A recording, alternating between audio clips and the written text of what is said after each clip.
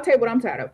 I'm tired of outright lies, Yes. gaslighting, false history. Like they literally will rewrite history in front of your face and play in your face, being tolerated on mainstream media. Like, why don't they challenge that shit? Now, there Right. is a couple shows who will have someone on there to challenge, like Abby Phillips, CNN. She'll have opposing voices on there and let them challenge each other. But for the most part, they will just get on there and let them say anything. And they'll just say, okay, and move on to the next. Why don't they? Am I the one that bothers? Oh no, yeah. When it's in the mainstream media, particularly. Now, this was on a right-wing podcast, so of course they're just they're gonna it's just throwing red meat to the rabid dogs or whatever. But it's this lack of, hey, ask a follow-up question. Hey, fact check that shit in real time.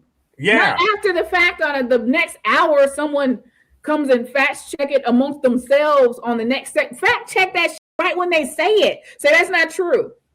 That didn't happen. That's not what he said. And the other thing I hate that they do is Trump will say something completely outlandish, crazy, and ridiculous, and usually wrong. And then they'll sane wash it. They'll say, they'll try to rationalize with that. You're saying that's not what this clown said. That's what you're saying. Heard what he said. He didn't say that shit. He said this gobbledygook that didn't make no goddamn sense, like drug prices, as in medications and prescriptions, has gone down 1,000%. So people are not just getting it for free; they're getting paid to take it when they show up to the pharmacy.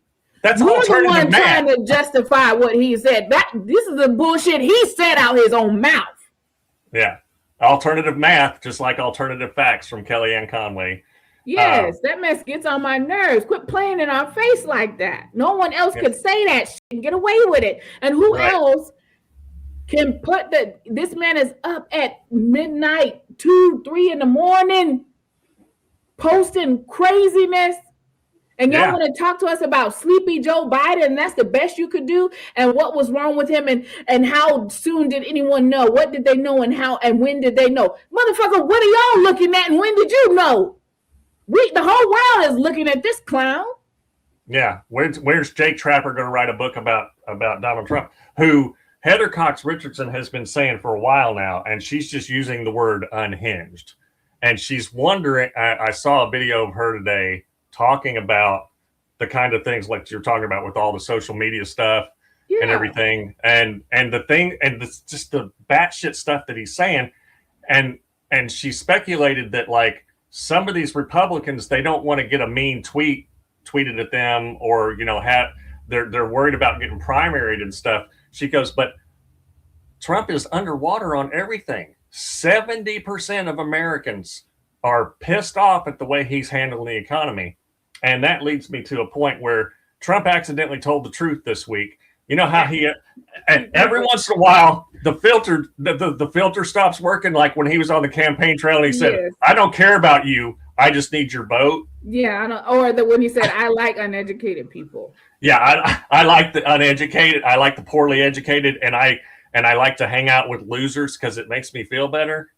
Mm-hmm. Well, this week, in a week where he is 70% underwater on the economy, he said words to the effect of, I don't think about Americans' financial problems or something like that. Not even a little bit. Yeah.